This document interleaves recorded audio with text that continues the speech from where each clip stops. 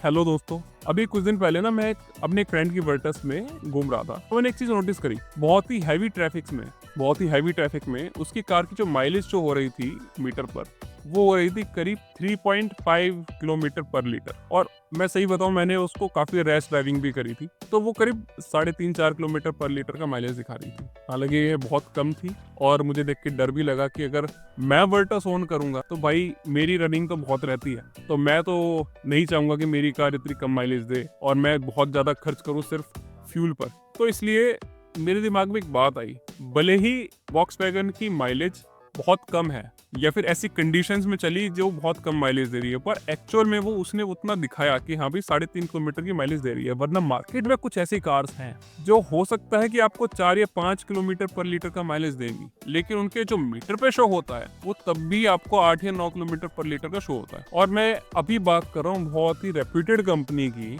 जो इंडिया में है, कार मैन्युफैक्चरर है। मैं बात कर रहा हूँ टाटा की। यार अभी कुछ दिन पहले एक सियारा ऑनर से मिला मैं, तो मैंने एक चीज देखी। उस कार को जितना भी वो रैश चला रहे थे, यार कार की एफिशिएंसी 8 किलोमीटर पर लीटर से नीचे आ ही नहीं रही थी। और जब उसको टैंक टू टैंक हमने जब वापस फ्यूल डलवाया तो पता चला उसकी माइलेज निकल के आई वो करीब 5.5 किलोमीटर पर लीटर की निकल के आई। तो मैं ये सोच रहा था कि देखने में हम कई बार सोचते हैं कि 8 का माइलेज दे रही है, अब 16 का माइलेज दे रही है, तो यार प्रॉब्लम है।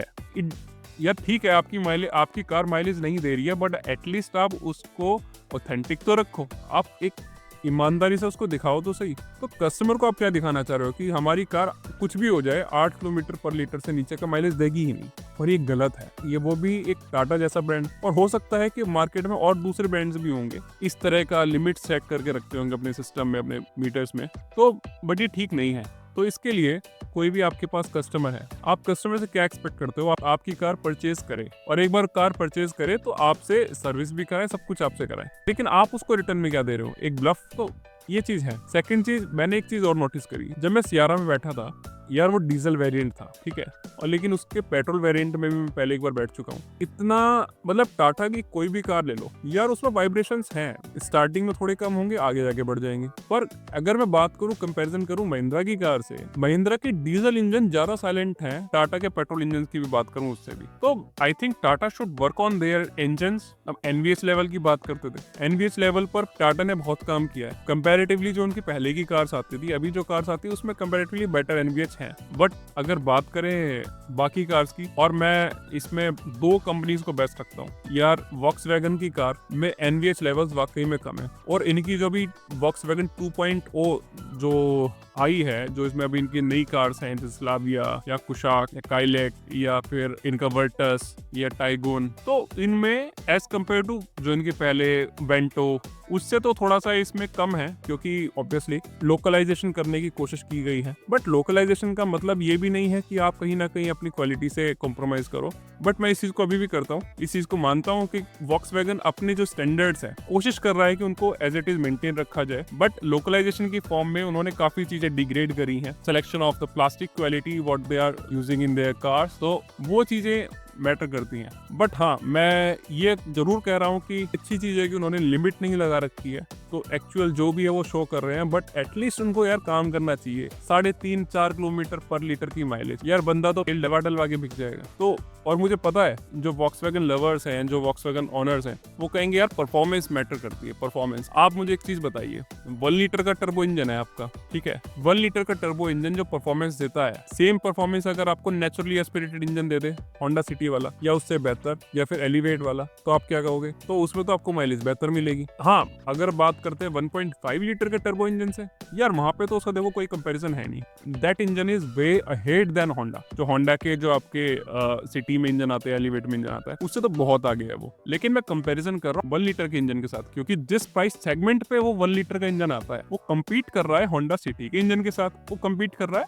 एलिवेट के इंजन के साथ। दोनों में एक ही इंजन है बेसिकली, बट वो यहाँ कम्पीट कर रहा है पैसों में, वो कम्पीट कर रहा है उसके प्राइसेस में, वो कम्पीट फ्यूल इकोनॉमी में नहीं कर रहा, वो कम्पीट बाकी चीजों में नहीं कर रहा है, वो 3 सिलेंडर का इंजन है, ठीक है। आई नो कि वो एक्स्ट्रा टॉर्क देता है, 172 न्यूटन मीटर का टॉर्क देता है, बट जो होंडा सिटी का 1.5 लीटर का नेचुरली एस्पिरेटेड इंजन है, वो 145 न्यूटन मीटर का टॉर्क देता है। उसके बाद और जब आप उसे फुल फ्लो में चलाते हो पूरा पेडल प्रेस करने के बाद भी, तब भी आपकी माइलेज 10 से नीचे नहीं आती, ठीक है। तो कुल मिला के होंडा सिटी आपको 10-11 का 9-10-11 का माइलेज बड़ी इजीली प्यार से दे देती है, ठीक है। लेकिन आपके इंजन नहीं दे पा रहे भाई, वो उनका माइलेज गिर जाता है 3.5-4 किलोमीटर पे लीटर पर लीटर पे आ जाते हैं माइलेज। अब आप बताओ इतना माइलेज ड्रॉप होगा तो वॉक्सवैगन की मार्केट श्रिंक हो गई ना।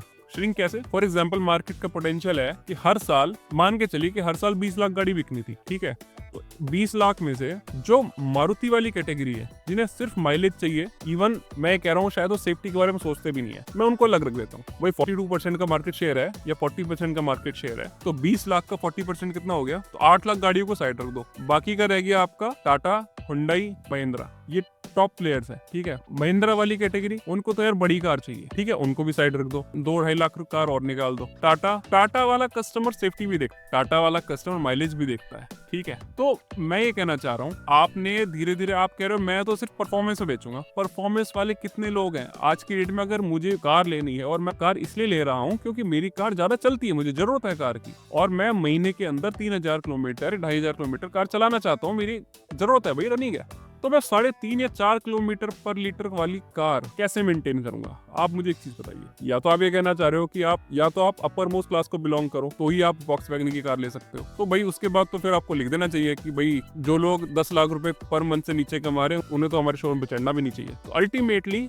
आपको ये एड्रेस करना पड़ेगा कि आपकी प्रॉब्लम कहाँ है। आपकी मार्केट श्रिंक हो रही है, तो आपको देखना पड़ेगा कि ऐसी कार और इवन ऐसी टेक्नोलॉजी जिससे आपकी कार में परफॉर्मेंस है, वो आपका डीएनए वो तो रहे, बट साथ में माइलेज भी मिले। और यही वजह है कि आप पहले भी इंडियन मार्केट में कोशिश कर रहे थे लेकिन आपकी ग्रोथ नहीं हो रही थी, अभी भी वही हाल है कि आप मार्केट 2.0 3.0 सब ले आओ, आपको मारुति, हुंडई, टाटा, महिंद्रा वाले कस्टमर्स को खाना पड़ेगा। वो कस्टमर्स आपको चाहिए, टाटा वाले कस्टमर्स, महिंद्रा वाले कस्टमर्स एंड मारुति वाले कस्टमर्स को इन्फ्लुएंस करो कि वो वॉक्सवैगन की कार खरीदें, और उनको चाहिए माइलेज, ठीक है। तो माइलेज और सेफ्टी, ये दो आपके पॉइंट होने चाहिए।